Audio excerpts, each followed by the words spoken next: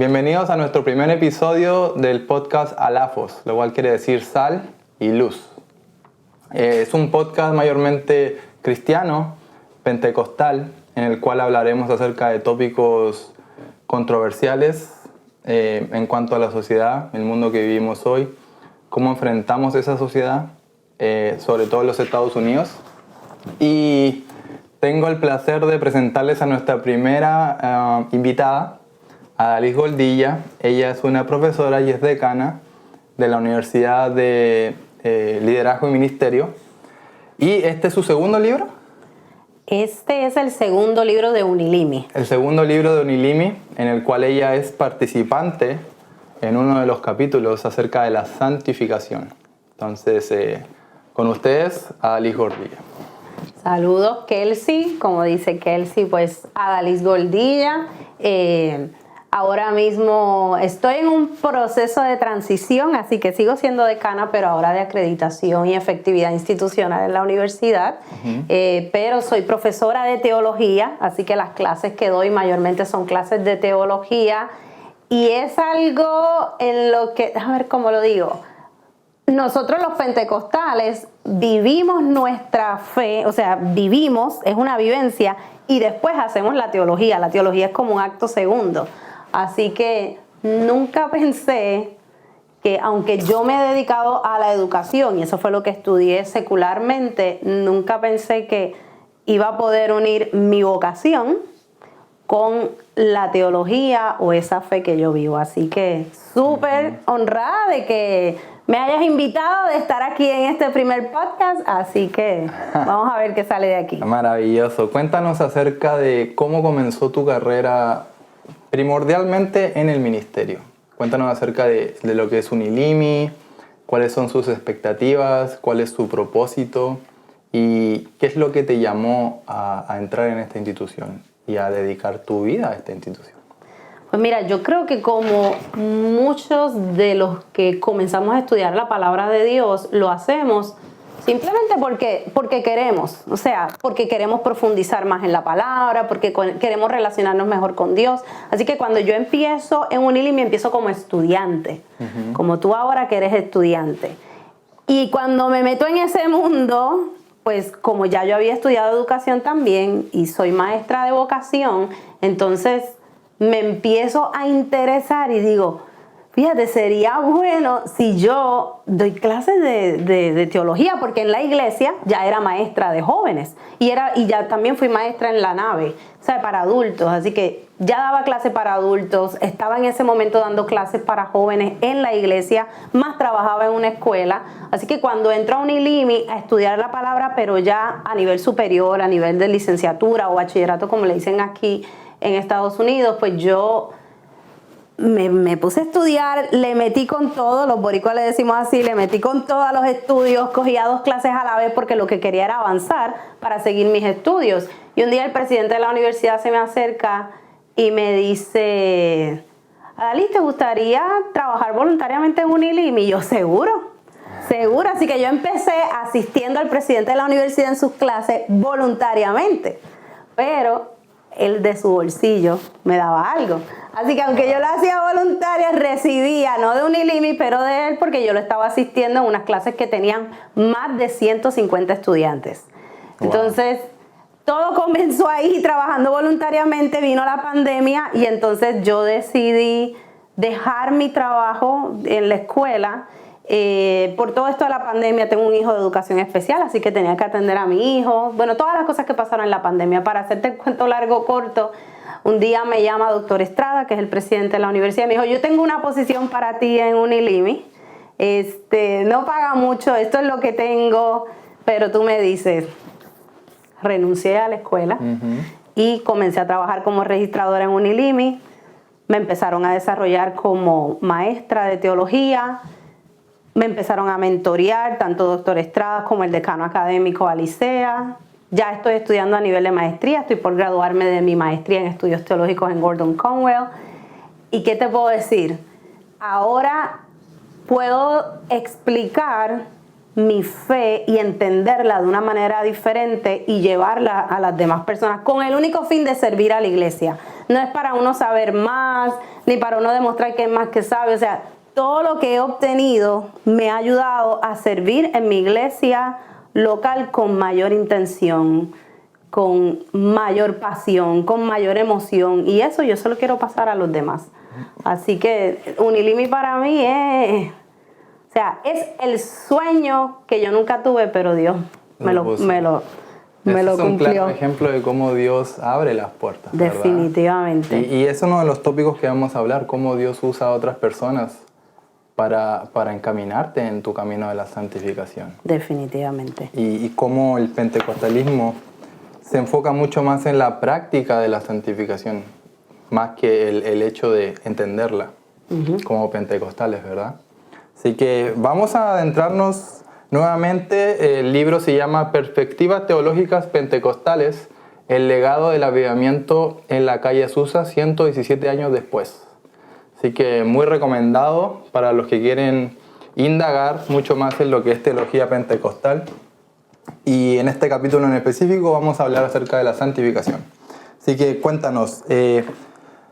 En el capítulo, mientras lo leía, ¿no?, analizaba acerca de lo que habla acerca de la reflexión de lo que entendemos y vivimos como santificación. ¿Cómo puedes desarrollar un poco más eso acerca de el hecho de entenderlo y el hecho de vivir la santificación? Pues mira, la realidad es que cuando uno se pone a pensar qué es santificación para los pentecostales, me atrevo a decir que un concepto erróneo, y digo erróneo porque no es total, o sea, no es pleno, de que la santificación para los pentecostales, y esto creo que lo puede pensar mucha gente fuera del pentecostalismo, puede pensar que la santificación para los pentecostales es una cuestión externa. Es una cuestión de cómo te vistes, cómo hablas, a dónde vas y a dónde no vas, dónde te sientas y dónde no te sientas, con quién hablas y con quién no hablas, sino una cuestión de comportamiento, una cosa externa. Con este capítulo, yo lo que quiero decirle a la gente, esto no es una cuestión externa, esto es una vivencia. La santificación es una cosa interna. Y yo la veo diferente a como yo veo que las personas la explican. A veces cuando uno escucha sermones acerca de la santificación, parecería que santificación solamente es orar, ayunar, ir a la iglesia, y vestirse con corbata o chalina o vestirse con una falda larga. Parecería que eso puede ser parte, definitivamente. Acciones específicas también. Exactamente. Okay. Pero la santificación para mí va a otro nivel más allá de lo que realmente la gente nos ve a nosotros los pentecostales. Una pregunta que me llamó mucho la atención dentro del libro que tú hiciste fue, ¿necesitamos explicar nuestra fe con certeza para poder vivirla? Esa es una pregunta bien para reflexionar, ¿verdad? Sí. Y mencionaste Romanos 17. Vamos a echarle un ojo aquí para ver Romanos, para explicar. Búscalo por ahí. Romanos 10, 17. Vamos a ver. El cual dice, así que la fe es por el oír y el oír por la palabra de Dios. Entonces, como tú explicabas acerca de John Wesley, ¿no?, como el mayor proponente de la santificación, o dicen que es uno de los mayores proponentes, fue John Wesley, ¿no?, padre de la iglesia metodista. Y la pregunta es, ¿qué significa vivir como una nueva creación? Sobre todo para el pentecostalismo. ¿Qué es para ti el ser una nueva criatura en Cristo Jesús? Bueno, lo primero es cuando para hablarte desde lo primero que me dijiste, de que necesitamos nosotros explicar nuestra fe, si hace falta explicar la fe o convivirla es más que suficiente. Y eso tiene que ver con esta nueva vida, con esta nueva creación. Creo que te dije al principio que la teología es un acto segundo. O sea, tú vives tu fe. Es como cuando la gente llega al altar y empieza a llorar. Y yo no sé por qué yo estoy llorando, pero estoy llorando. hay algo. Y cuando tú preguntas, ¿pero tienes problemas o algo? Pues no, yo estoy bien en mi casa, creo que estoy bien con mi esposo, creo que estoy bien con mis hijos, pero hay algo, no sé qué es lo que me pasa que me provoca llorar. Pero lloras, pero lo vives, y ese llanto es un llanto que te limpia, es un llanto que te transforma, es una experiencia que no es un llanto regular.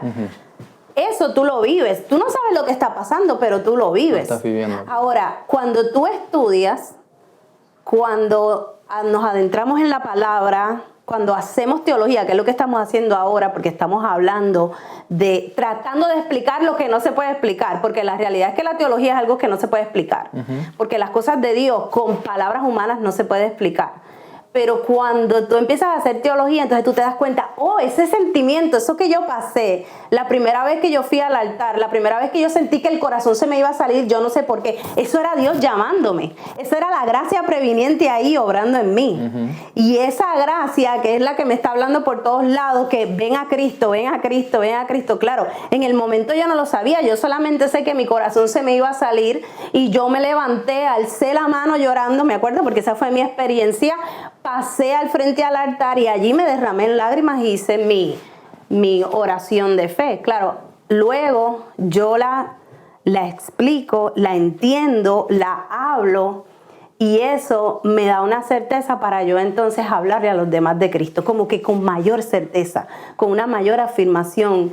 Ahora, eso es lo que significa ser para mí, cuando uno empieza a vivir una nueva, como una nueva persona, una nueva creación, es como, obviamente, pues ya no soy la misma persona, es ese proceso de transformación, es ese proceso de crecimiento, porque la santificación es algo que no es estático, que se va desarrollando, se va dando, y las experiencias que tú tienes te santifican cada vez más.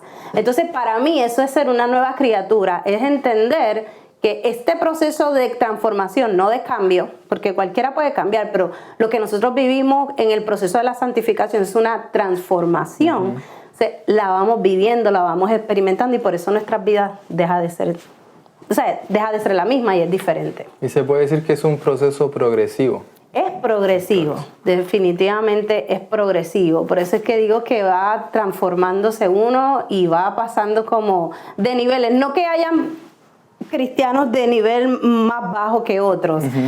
Algo que yo veo mucho, que me pasa en las clases de teología, es que la gente siempre pregunta, nosotros los pentecostales enfatizamos mucho que la gente hable en lenguas, buscar el bautismo del Espíritu Santo con la señal de hablar en nuevas lenguas. La gente siempre pregunta a los estudiantes, pero no todo el mundo habla en lengua, ¿hay que hablar en lengua o no hay que hablar en lengua? Porque eso es una pregunta que siempre viene, es controversial. Y mucha gente piensa que los santos son los que hablan en lenguas. Es un proceso. Pues entonces, este está más santificado porque está en otro nivel, porque ya habla en lenguas. Yo no pienso así. Para mí no hay cristianos de primer nivel, de segundo nivel, ni de tercer nivel. Así que, pero sí las experiencias nos van ayudando a uno relacionarse de maneras diferentes con el Señor, con los dones que el Señor nos quiera dar. Es un tópico bastante discutido dentro de la iglesia, ¿sí? Déjenos saber en los comentarios si es que quieren un próximo podcast acerca de el habla de lenguas. Sí. Y los grados, ¿no? Los grados de perfección. Suena un poco ocultista el hablar acerca de diferentes grados dentro de la iglesia también, ¿no? Así que Wesley dijo que la expresión más alta del verdadero cristianismo se desarrolla dentro de la práctica y la ética. ¿Cómo relacionas la ética con la práctica dentro de tu vida cristiana y el desarrollo de la santificación dentro de estas prácticas? Mira, hay una cosa interesante acerca de la ética, y lo he aprendido estudiando a Wesley también, pero también en otro libro, el tomo 3, este es el tomo 1, ya hay 3 tomos, el tomo 3 precisamente yo escribí un capítulo de ética, pero basada en la justicia, que no vamos a hablar de eso ahora. Y una de las cosas es que para poder emplear la ética cristiana, tienes que hacer algo, o sea, tienes que hacer algo por los demás. La ética no es simplemente, voy a poner este ejemplo, no voy a fumar. no voy a ponerme una minifalda, no voy a maquillarme con maquillaje ostentoso, ¿verdad? Por decir algo, o peinado ostentoso, que algo que, by the way, se malinterpreta de una manera bien increíble. Así que para poder actuar éticamente, tienes que vivir tu fe. Tienes que ponerla en práctica, y como nosotros no vivimos la fe como llaneros solitarios, sino en comunidad, yo tengo que practicar, o sea, la praxis ministerial, mi práctica ministerial tiene que ser con el prójimo. Entonces, Wesley nos enseña a que esa manera de vivir en santidad, que Wesley habla también de la perfección, yo la hago a través de la labor o del trabajo que yo hago con el prójimo. Y entonces, por eso es que Wesley, cuando todo esto llega, como que cuando empieza a abrir los ojos, sus ojos espirituales, y ve cómo es que se trabaja haciendo misiones, y ve el amor y la compasión en las misiones, y eso es lo que empieza a atraer el corazón de Wesley a la santificación. La realidad es que nosotros también, los pentecostales, somos así. O sea, no podemos vivir en las cuatro paredes de la iglesia ayunando, orando, cantando coros, y ahí se queda todo. ¿Cómo lo vamos a vivir afuera? Mencionas en el libro mencionas a un autor, Miguel Álvarez, acerca de los efectos comunitarios y públicos de la santificación. El profesor Estrada lo ponía también de la iglesia, pasarlo a la plaza pública, ¿verdad? Menciona cómo tiene que existir esa transición. No podemos dejar el cristianismo de la iglesia el día domingo. Exacto. Y olvidarnos el día lunes. Eso tiene que haber una transición al mundo, porque a pesar de que Cristo nos llama a no ser parte del mundo, vivimos en el mundo. Vivimos en el mundo. Entonces, nuestra misión es discipular al mundo. Cristo nunca dijo vayan y hagan creyentes. Él dijo vayan y hagan discípulos. Así que, ¿cómo explicas esto acerca de los efectos comunitarios y públicos de la santificación? Que, por cierto, es el punto número 4, ¿verdad? Dentro de tu libro. Fíjate, una de las cosas que escuché de algunos de los profesores, muchas cosas que yo digo es porque obviamente las he escuchado. A veces siempre no recuerdo. Se escuchó antes. A veces no recuerdo ni quién lo dijo, pero siempre me acuerdo que alguien dijo en algún momento dado en algún libro que del mundo pasamos a la iglesia y de la iglesia volvemos al mundo. ¿Verdad? Porque salimos del mundo y en la iglesia nos preparan, pero nos preparan precisamente para ir a la plaza pública, como dice doctor Estrada. Y en esa plaza pública es donde la gente ve que lo que nosotros portamos es diferente. Y claro, eso lo ve porque nos están viendo obrando. Una de las cosas que siempre recuerdo cuando mi esposo se convirtió, que está aquí, que él, aunque siempre ha sido muy sociable y muy cariñoso conmigo, como él fue el primero que se convirtió, su plaza pública era mi casa, porque obviamente yo no le servía al Señor. Así que yo ver esa manera de él actuar tan diferente. O sea, y yo me acuerdo siempre, él salía y él decía, pero ¿qué pasa con los árboles que son tan verdes? Y yo, pero usted está loco si los árboles siempre han sido verdes. Claro, él estaba pues en el mundo que él vivía, él no veía los colores. Al ser libertado, pues empieza a ver los colores, pero no solamente lo que él veía, sino esa manera de actuar que al fin de cuentas, pues es lo que nos impulsa a todos como familia a servirle al Señor. Así que eso que yo viví en mi casa, que yo vi esa transformación, que no era nada más que el hombre iba a la iglesia y en la casa era un desastre. No, yo lo vi como él se transformó, como hablaba de los demás, como los demás decían, este no va a durar nada, pero de todos modos, aunque decía no va a durar nada en el evangelio, ahí estaba él. Y lo buscan y todo. Entonces yo dije, yo quiero eso para mí. Yo quiero esa paz que él tiene, eso que él refleja, yo lo quiero para mí. Así que eso es lo que la gente tiene que ver afuera. Que la gente vea que hay un problema social, lo que sea, el problema que sea, y la iglesia está ahí. la realidad es que para muchas personas, o para todo el mundo, ¿cómo ven a Dios? Ok, lo ven en la naturaleza, lo ven en los árboles, pero lo ven a través de ti, lo ven a través de mí. Porque no van a pensar no todo el mundo va a pensar que la naturaleza es Dios, pero sí lo van a pensar cuando ven gente diferente, parándose en la brecha por los demás, sin importar quién sea. Así que yo creo que eso habla del testimonio público. Concuerdo contigo en cuanto a que la iglesia debe impactar a la sociedad. La iglesia tiene el propósito de impactar a la cultura de alguna manera. Entonces, ¿cómo la iglesia impacta a la cultura? Va a determinar las siguientes generaciones de uno u otro modo. Definitivo. Entonces, acá la santificación es importantísima para demostrar el testimonio, ¿no? Hay una frase que dice, lo que haces no me deja ver lo que dices. Y eso tiene mucho que ver con los cristianos hipócritas o los cristianos que dicen ser algo. Y en los trabajos los vemos haciendo cosas que no van con el evangelio. Exacto. Y obviamente son piedra de tropiezo para los demás. Entonces, no es tan fácil llegar y decir, yo soy cristiano. ¿Por qué? Porque no hay muchos que dicen, yo creo en Dios, yo creo en Jesús incluso. Pero ¿realmente estás viviendo a Jesús? ¿Estás cargando tu cruz? Es mejor ni decirlo. Exactamente. Deja que la gente pregunte. Hay que pensarlo muy bien antes de decirlo públicamente y realmente decir, yo soy cristiano, yo cargo la cruz de Jesús. Porque estás expuesto a humillaciones, estás expuesto a diferentes tipos de... Hoy en día, acerca de la tolerancia, ¿no? Estás expuesto a que te llamen todo tipo de cosas que son horrendas. Pero ¿estás dispuesto a llevarlo a cabo? Entonces no es tan fácil llegar y decir, yo soy cristiano. Entonces hay que demostrar el testimonio también. Hay que demostrarlo. Así que menciona los 5 puntos de la santificación. El punto de inicio acerca de la conversión.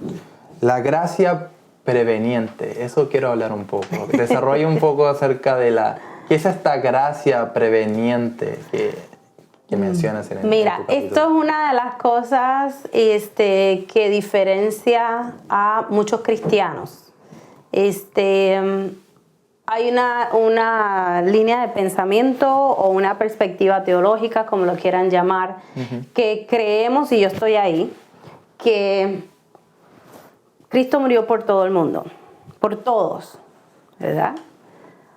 Y que en todo ser humano está esa gracia que tú la ves obrando en todos lados. Por ejemplo, si es una persona que es nacida y criada en el Evangelio, como decimos desde niño, mientras el Señor les hablaba en la escuela bíblica, mientras pintaban los dibujitos de, qué sé yo, Jesús, María y José, todas esas cosas, ahí está la gracia previniente trabajando. Si es que nunca he sabido del Señor, nunca he ido a la iglesia, tengo un problema en mi matrimonio, pero llamé a una amiga que yo sé que es cristiana y ¿sabes qué? Yo quiero ir a la iglesia porque yo siento que esto me está acabando, mi esposo me es infiel, yo no puedo más. Esa conversación que tuviste con tu amiga, ahí está la gracia previniente, porque esa amiga cristiana te va a empezar a hablar. No importa que fuiste a un campamento de jóvenes, nunca has ido a la iglesia, pero un joven amigo te invitó, ahí está la gracia previniente. Por algún lado, el Señor, el Espíritu Santo, y Padre, Hijo, Espíritu Santo, porque donde está el Hijo está el Padre, donde está el Padre está el Espíritu Santo, ¿verdad? Pero el Espíritu Santo déjame ver cómo puedo decir esto, por todos lados te está diciendo, esto es para ti, esta es la respuesta para tu vida, sea a través de algo que escuchaste, de un tratado. Yo tengo una amiga que se llama Merangeli en Florida y a mí me sorprende mucho el testimonio de ella porque fue con un tratado. Y ella tiene un testimonio bien fuerte porque estaba en el mundo.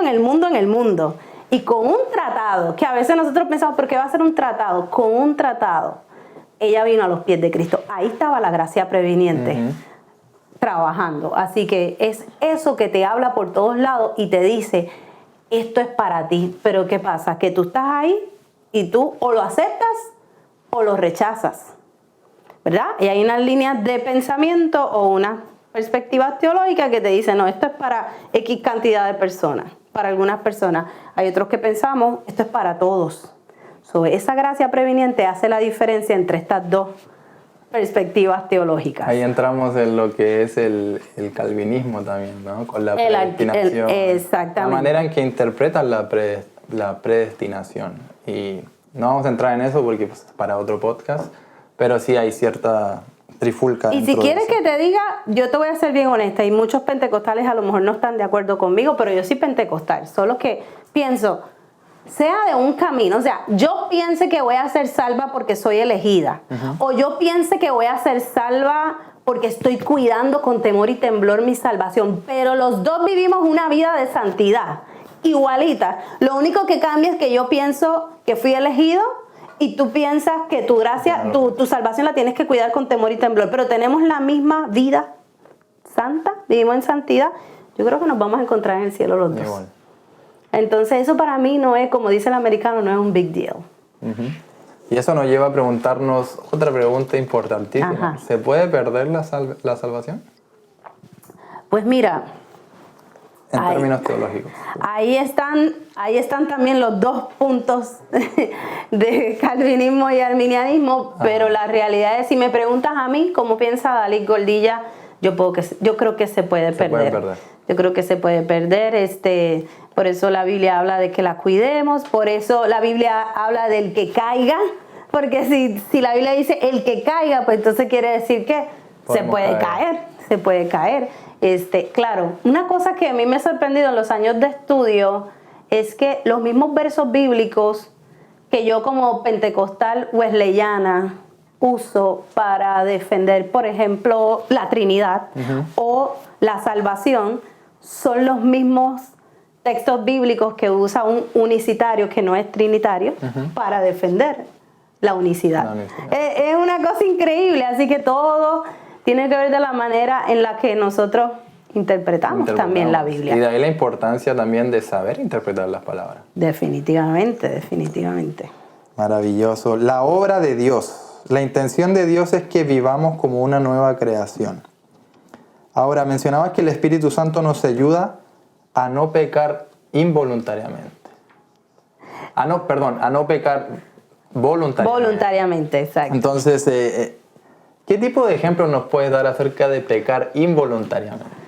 ¿Qué es para ti el pecar involuntariamente? Es que mira, es difícil para todos los seres humanos. Yo no sé si te has dado cuenta, todos los creyentes. No, pero somos humanos y los humanos pecamos y esta carne es pecaminosa, la naturaleza pecaminosa. Esto es algo que decimos mucho. A veces a mí me preocupa que lo digamos tanto, porque es como que, pero si cometo un error, pues porque soy humano. Es súper obvio.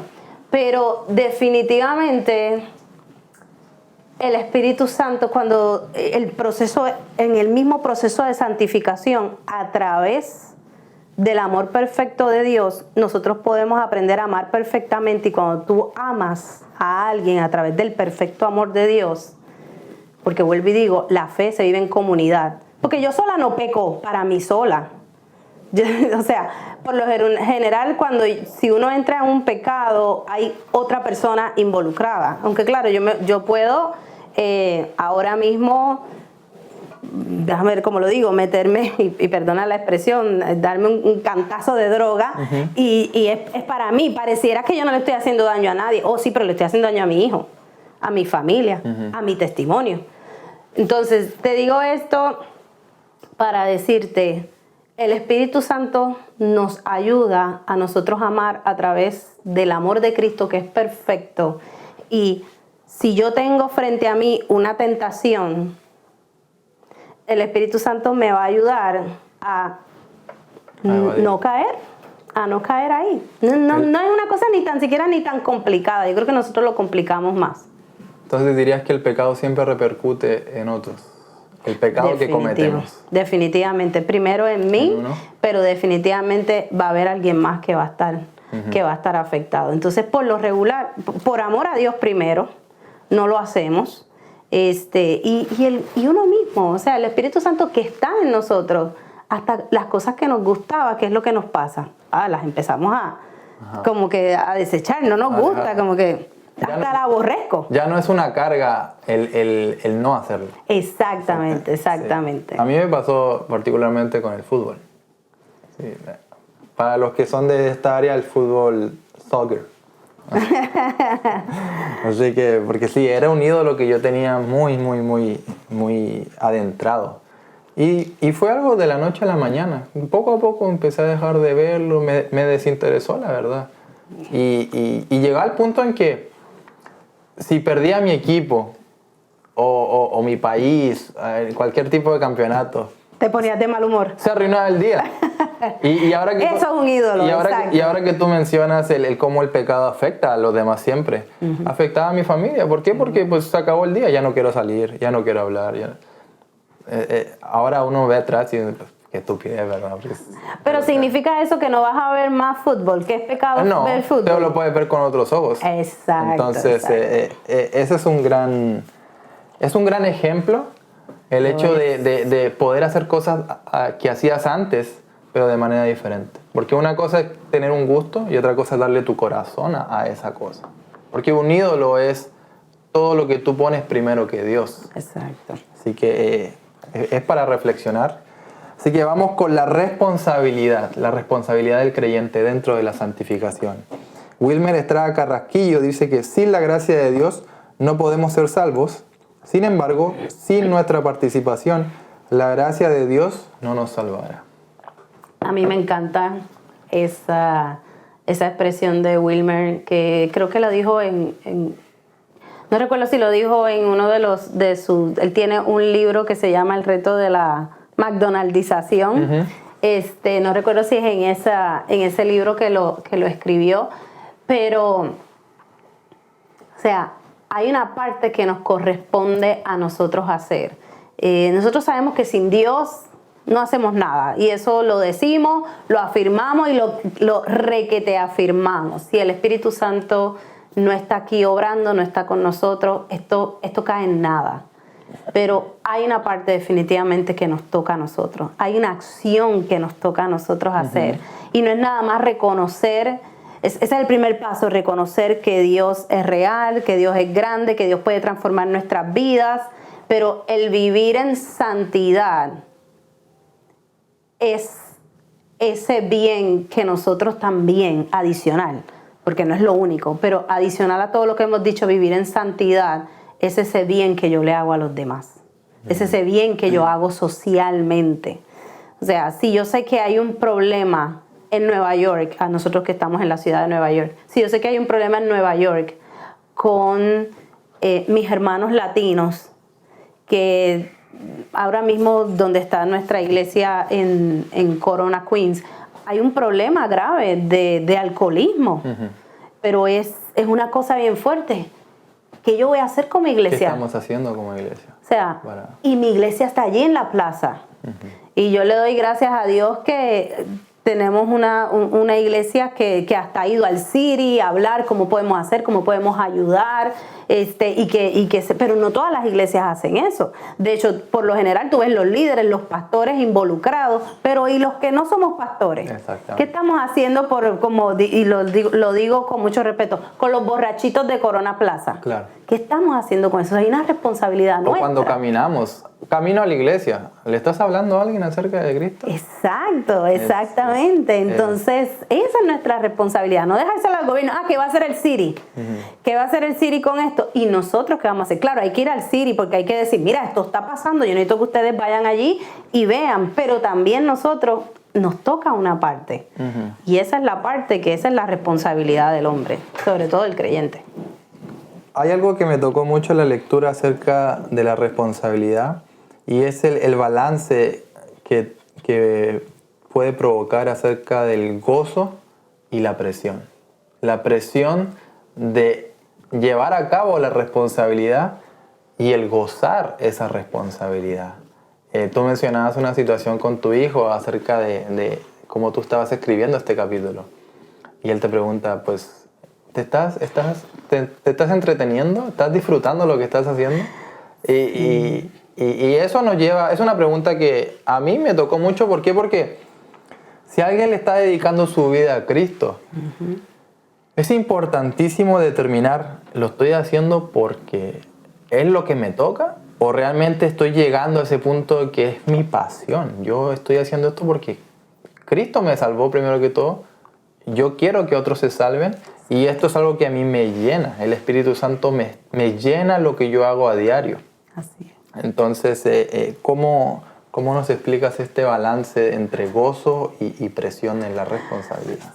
Sabes que eso me trae a la memoria que recuerdo una estudiante de Unilivi, no voy a decir su nombre, ella me llamó, yo estaba precisamente editando un libro y me dice, Adalí, ¿cómo tú puedes? Que es lo mismo que me dice mi hijo, pero porque me ve tanto tiempo tal vez leyendo, estudiando. Ella me dice, ¿cómo tú puedes? Habla con tu jefe para que te dé menos trabajo, para que te dé menos lectura. Y yo le digo, ¿sabes qué? Es que este es mi ministerio. Mira qué hermoso es el Señor, que mi vocación, que es ser maestra, lo transforma en mi ministerio. Y que sabemos que ser maestro es uno de los ministerios. Claro. Pero yo creo que cada creyente necesita encontrar, ser sensibles a la voz de Dios. Dios usa tus talentos, lo que a ti te gusta, lo que tú eres, para servir. Entonces, Él sabe que a mí me encanta la educación, así que por ahí me puso. Así que para mí es un gozo, es una alegría. Hay veces que estoy bien cargada de trabajo, pero con todo y eso me da gozo. Escribir me da gozo, estudiar me da gozo, hablarle a los demás, dar una clase. O sea, cuando yo doy una clase de estudios generales y a veces digo, ay, ya quiero dar una clase de teología, pero en mi clase de estudios generales yo hablo de teología, pero de todos modos ya quiero dar una clase de teología porque ya quiero soltar todo esto que tengo, todo esto, porque uno no se puede quedar con eso, hay que pasarla para atrás. Así que si hay alguien que está escuchando esto y está haciendo su ministerio, pero no se siente como que no siente ese gozo, tiene que buscar, hay algo que no está cuadrando aquí. Hay algo que está interrumpiendo. Definitivamente, aunque suframos, aunque sea mucho trabajo, definitivamente nosotros necesitamos que el Señor va a usar nuestros talentos, nuestros dones, lo que nosotros tenemos para hacer el trabajo. Definitivamente. Háblanos acerca de los efectos de la santificación. Nuevamente hablamos acerca de los efectos comunitarios y públicos, cómo la santificación es progresiva y cómo reacciona uno en la experiencia pentecostal y la santificación. Wesley decía que el resultado de la santificación no es una espiritualidad interior, sino obras de amor. Ya lo mencionaste en el principio acerca de cómo no es algo que me dejo para mí, sino que la santificación va a dar fruto en cómo yo actúo con los demás, cómo yo expreso mi vida en Cristo, ¿verdad? Mencionabas el Salmo 37:37 en el libro y vamos a darle una chequeadita. A ver qué nos dice la palabra. Considera al íntegro y mira al justo, porque hay un final dichoso para el hombre de paz. Vivimos en una situación actualmente de mucha guerra, de algo muy controversial en estas guerras, sobre todo Rusia, Ucrania, Israel, Palestina, Hamas específicamente. ¿Cómo explicas esto de que Dios considera al íntegro y mira al justo? Porque hay un final dichoso para el hombre de paz. Mira, los efectos de la santificación son primordiales porque en el mundo que nosotros vivimos, como tú mencionas, con tanto conflicto, ¿cómo un cristiano puede estar gozoso cuando le violan a una hija?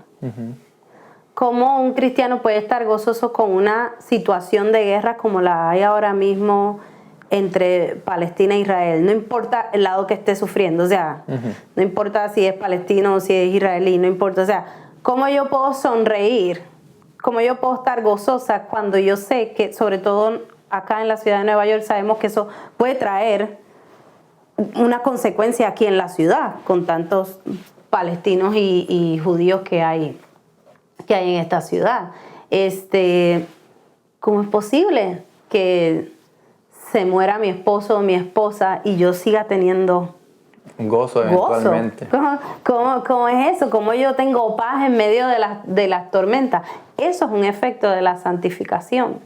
O sea, porque el obrar justamente, el obrar de manera correcta, cuando tú te paras en la brecha por los demás.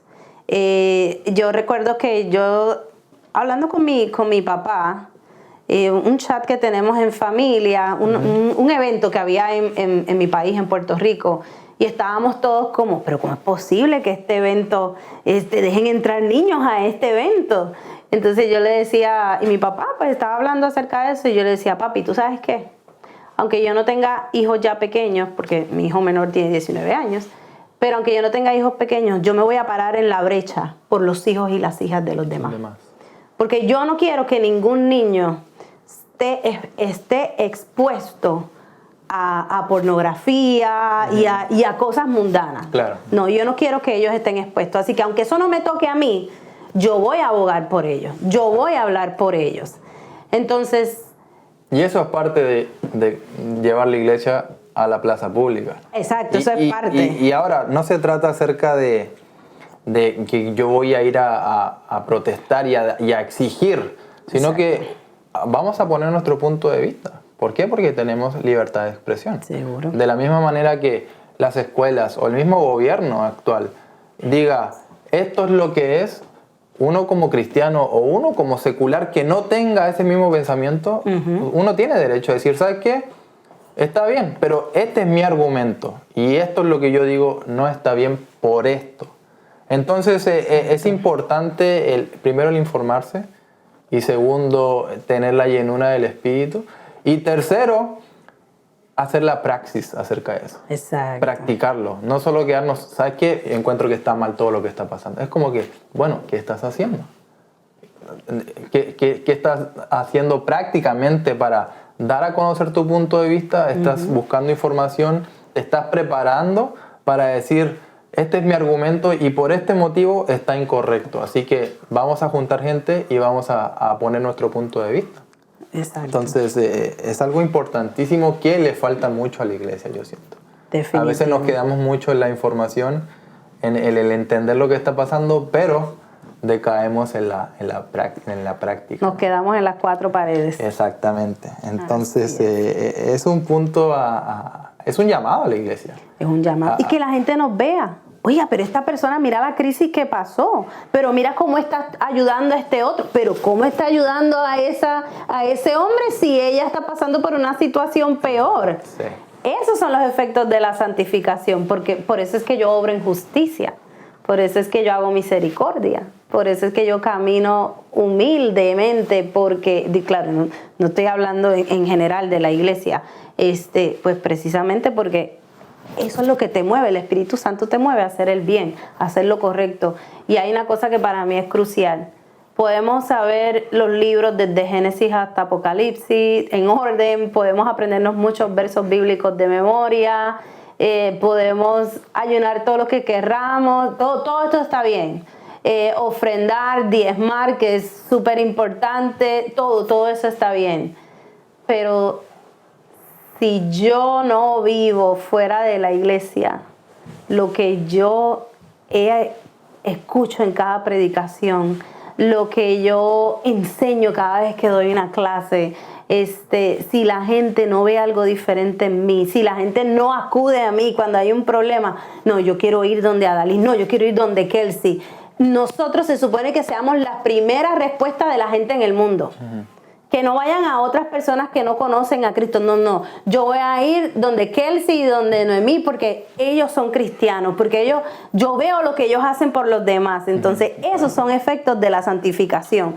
no importando que nosotros a lo mejor es un problema económico y a lo mejor decimos en Puerto Rico, yo soy una pelá. Como yo soy una pelá, no tengo nada. Pero ¿sabes qué? De todos modos esa persona va a ir donde mí, aunque sepa que yo no tengo nada, porque sabe que hay algo diferente en mí. Exacto. Así que todo eso es la práctica, son los efectos de la santificación y definitivamente hay que pararse en la brecha por los demás. Amén. Entonces, para ir cerrando más o menos, la santidad como vivencia, tocamos ese tema, vale la pena explicarla, entenderla y ponerla por escrito. Eso me llama mucho la atención.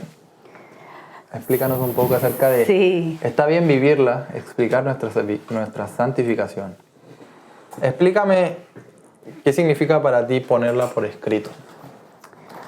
Mira, cuando te dije al principio que la teología es un acto segundo, primero la vivimos y luego la hablamos, la explicamos con las palabras que tenemos, pero la teología es algo que no se supone que no podemos explicar con palabras. Pero cuando la escribimos, hacemos una conciencia mayor. Hay una... Déjame ver cómo le digo, no expectativa, pero hay una manera de pensar de la gente fuera del pentecostalismo, que los pentecostales somos brutos, que los pentecostales no tenemos teología. Yo he escuchado de gente que dice, pero es que no hay una teología pentecostal. ¿Por qué? Porque obviamente casi todos los libros pues, no son precisamente pentecostales que lo escriben. Claro, eso ha cambiado en el último siglo. Claro. Y gracias a Dios cada vez más personas, creyentes, maestros, lo que sea, están escribiendo teología pentecostal y cuando tú la escribes haces una conciencia mayor de tu fe. Y cuando yo leo teología pentecostal, yo recuerdo el primer libro de teología pentecostal que leí, que fue creo que de Bundy, Wolfgang Bundy. Ese libro me lo regaló Doctor Estrada, porque yo no me convertí en una iglesia pentecostal, me convertí en una iglesia bautista. Así que cuando empiezo a perseverar en el pentecostalismo, me doy cuenta de lo diferente, de lo que es realmente vivir la fe pentecostal. Entonces cuando yo la leí, ahí yo capté muchas cosas que yo vivía. Oh, ya sé por qué me pasa eso. Ya sé por qué hago esto. Entonces, al tener esa conciencia mayor, entonces yo paso mi fe a otras personas con una mayor intención. Entonces yo le puedo decir a la gente, cualquiera puede predicar a Cristo. Tú lo único que necesitas para predicar a Cristo es aceptarlo. Yo lo acepté hoy, mañana yo puedo aceptar a Cristo. Adiós, mañana yo puedo predicar a Cristo y decirle a la gente, mira, yo no veía, pero ayer yo no veía, pero ahora veo. Y la persona que hizo, o el Dios que hizo que yo viera, se llama Jesús. O se llama Espíritu Santo, o se llama Dios. Eso tú lo puedes decir. Cuando tú lo escribes, como que tú estás afirmando, esto es lo más grande que a mí me ha pasado. Y otra persona lo lee, es como que está leyendo tu testimonio. Dice, ¿será verdad esto?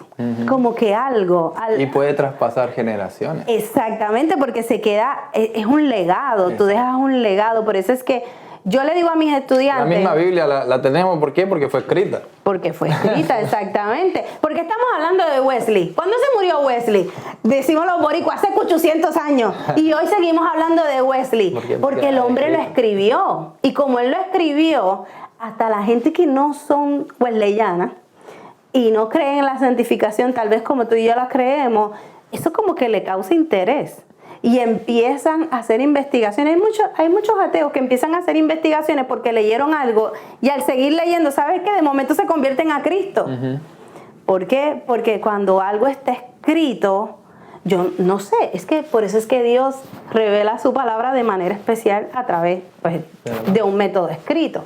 Así que hay un misterio en cuando uno escribe que hace que definitivamente esto pase. Y persevere, que la palabra persevere. Los testimonios también perseveran, definitivamente. Yo concuerdo en que una persona puede recibir al Señor y al otro día predicar, es decir, yo no veía y ahora veo. Ahora sí estoy de acuerdo en que hay diferentes tipos de personas. Dios en su soberanía alcanza a todas las personas de diferentes maneras. Pero hay personas que no va a ser tan fácil convertirlas. Te van a pedir evidencias, te van a pedir de dónde sacas lo que dices, te van a debatir. Y siento que ahí viene la importancia de prepararse, sobre todo en lo que es la defensa de la fe, la apologética, ¿no? ¿Por qué? Porque mucha gente no va a creer porque le dices, Jesús me curó. Te van a decir, bueno, pero no es suficiente. Entonces, de alguna manera tenemos que ir más allá, en mi posición. Decir, ¿sabes qué? Hay evidencias arqueológicas, hay evidencias históricas, hay evidencias fuera de la Biblia. No quiere decir que vamos a ocupar cosas fuera de la Biblia para ir a convertirlos a ellos, ¿no? Que obviamente nosotros no estamos haciendo el trabajo lo hace Dios. Nosotros solamente somos el puente, somos los transmisores de la palabra, de lo que Dios quiere hacer en sus vidas. Pero, como tú dices, en la soberanía de Dios, Dios sabe cómo entrar a las personas. Y hay gente que está lista para recibir a Cristo. Hay gente que uno le dice, Dios te ama, amén. Hay otra gente que dice, Dios te ama, Dios no existe. Ahí hay que trabajar mucho más. Pero esa es la gracia, ¿no? Fíjate, algo acerca de la defensa de la fe que a mí me gusta mucho, que a lo mejor un poquito diferente a lo que tú dices, pero lo que tú dices está muy bien, no es que sea mal, es solo que tenga un punto un poco diferente. Es que yo creo que la defensa de la fe no es tanto para el que no crea en Cristo. Es más para mí, te explico. Cuando comienza todo esto, y Pablo inclusive que habla acerca de la defensa de la fe, es porque tú defiendes tu fe hasta que mueras. O sea, es porque el pueblo de Dios era perseguido.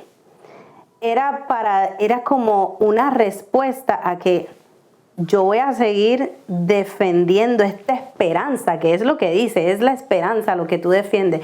Esta esperanza que no tiene sentido, que la gente dice, pero ¿cómo es posible si esta gente los están matando? ¿Cómo ellos siguen con esa fe tan grande, con esa esperanza? Entonces, la defensa de la fe para mí es para demostrarle al que me está persiguiendo, no importa lo que me digas, no importa lo que tú quieras que yo niegue a Cristo, o que tú me quieras decir que es ridículo es ser pentecostal o que es ridículo es ser creyente, no tiene que ser pentecostal. Yo voy a seguir defendiendo mi fe aunque tú me mates.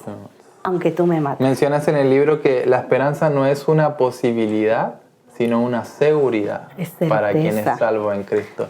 Y si te pones a pensar, seguimos hablando de Pablo en el Areópago, cuando él termina su predicación, él dice la palabra que algunos se rieron y se fueron, se burlaron y se fueron. Otros le dijeron, queremos escuchar más. Ahí es donde entra este tipo de evidencias o pruebas que obviamente lo más que tú puedas darle. Y hay unos que dijeron, amén, yo me convierto. Entonces siempre nos vamos a encontrar con esos tres tipos de categorías de personas. Siempre va a haber gente preguntando un poquito más. Siempre van a haber los que preguntan más, los que se van a burlar, te van a llamar loco, se van a ir. Y van a estar los que van a decir, amén, vámonos a la iglesia. Exacto. Entonces, ahí está la gracia previniente, en esas preguntas. Ven acá, dime un poquito más. ¿Cómo es esto? ¿Con qué se come esto? Para terminar, vamos a reflexionar acerca de toda santidad es social, ya que nadie puede vivir en santidad y no impactar a su comunidad. ¿Cómo explicas esto de que todo tipo de santidad es social de alguna manera? Mira, hay un ejemplo que yo doy en el libro, y es que uno de los profesores decía, siempre lo recuerdo porque fue mi primera clase en Unilimi. Este profesor dijo que cuando la iglesia llegó al barrio donde él se criaba, estaba esta calle llena de bares y de lugares de bebida, pues ya tú sabes cómo son algunos lugares. Y cuando la iglesia llega a esa comunidad, aquella calle se empezó a transformar. ¿Por qué? Porque los dueños de los bares se empezaron a convertir. Entonces la calle se fue transformando, ya no era un lugar como que para ir, decimos nosotros, a janguear y a darse el palo, sino ya era diferente, porque entonces la gente ahora jangueaba en la iglesia. Entonces definitivamente cuando tú vives en santidad, tiene que afectar el lugar donde tú vives. Primero tu casa, por eso yo decía que cuando Georgie, mi esposo, se convirtió, la primera afectada fui yo. Porque yo decía, y este hombre que está diciendo que los árboles son más verdes, ¿de dónde saca eso? Y él como que no me decía nada, no peleaba, calladito ahí con su fe. Bueno, yo empecé a ir a la iglesia porque yo dije, este está viendo una mujer en la iglesia. Porque no tenía sentido que de momento un hombre del mundo, de momento empiece a ir a la iglesia 4 o 5 veces a la semana. ¿Qué tú piensas? No, ahí hay algo. Cuando fui, no veía nada. La segunda vez, hay muchas viejitas aquí, no creo que el hombre, ¿sabes? Tenía 20 y pico de años.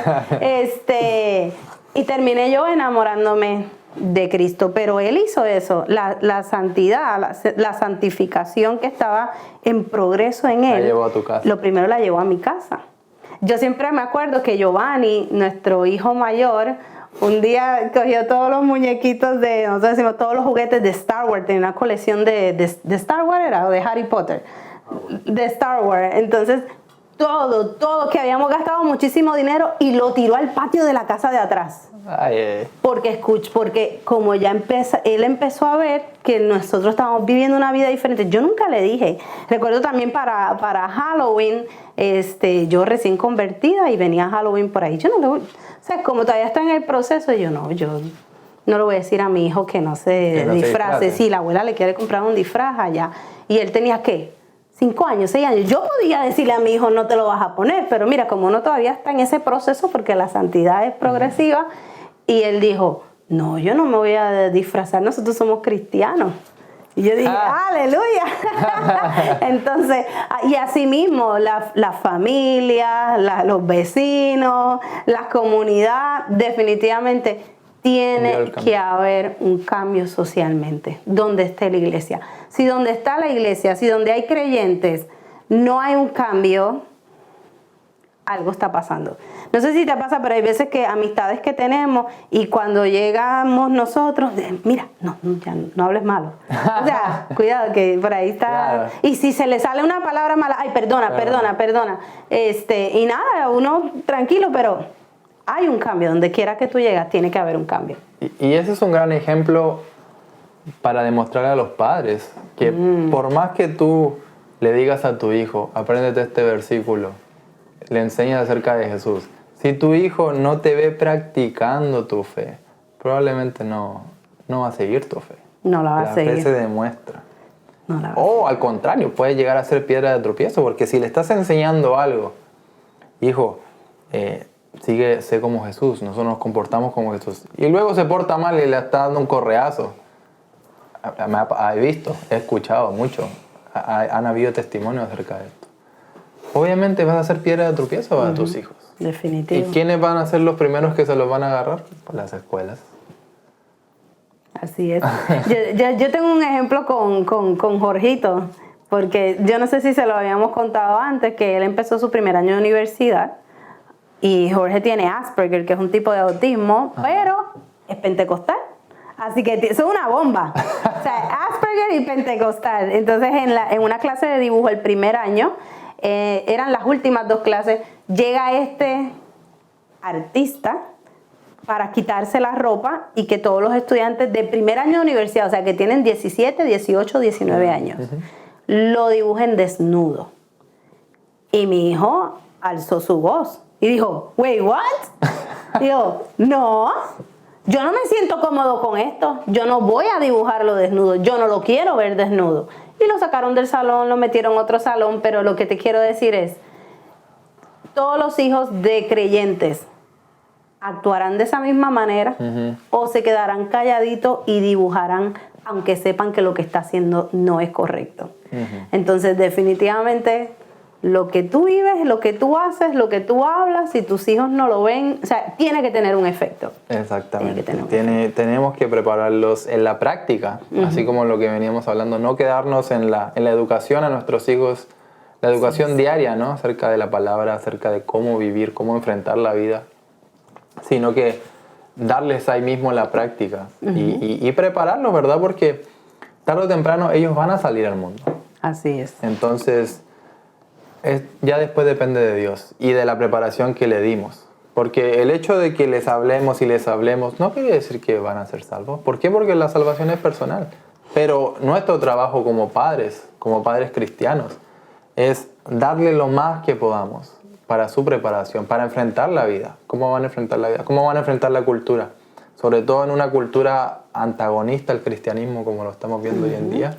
Y identificarlo, ¿verdad? Identificar cuáles son los puntos de antagonismo en contra del cristianismo y cómo nuestros hijos lo pueden manejar. Y ahí entra también la apologética de los niños. Entonces, saber explicar su fe, saber defender su fe de manera que sea genuina. No decir, mi papá me dijo esto, mi mamá me dijo esto y esto es. Tienen que vivirla. Nuestros hijos tienen que vivir el cristianismo. Y eso nosotros no se lo podemos dar. Eso lo tienen que vivir ellos solos. Definitivamente. Así que muchísimas gracias por venir. Unas últimas palabras. En 2 minutitos, si le podrías decir a nuestros... nuestros auditores. Bueno, creo que... Oyedores, perdón. Dentro de todo, no podemos olvidar que todo lo que hacemos, todo el esfuerzo que hagamos por hacer el bien, por hacer obras de bien, cuando yo digo pararnos en la brecha por los demás, todo esto que nosotros queremos hacer y queremos impactar al mundo, no es posible sin la ayuda del Espíritu Santo. No es con nuestras fuerzas, es que nosotros nos dejamos dirigir por el Señor. Dijiste hace unos minutos que la salvación es individual, es personal, y es cierto, pero también es comunitaria. Porque definitivamente cuando yo voy a hacer algo, lo hago porque quiero que los demás se salven, porque quiero que los demás tengan y reciban esto tan grande y tan hermoso que yo he recibido. Así que yo creo que lo esencial en todo esto, en el proceso de la santificación, que es progresiva, que no es una cosa estática, sino que la vamos viviendo, es dejar que el Espíritu Santo, tenemos que ser sensibles a su voz, sea el que nos dirija en todo este hermoso proceso de vivir nuestra fe en santidad. Así que, ¿qué te puedo decir? Gracias por la invitación. De que muchas gracias a todos por escucharnos y pronto vamos a estar con el segundo capítulo de Alafos Ministerios. Así que dejen en sus comentarios qué les pareció, qué les gustaría que habláramos. Y bueno, nos vemos en la próxima. Sí. Nos vemos.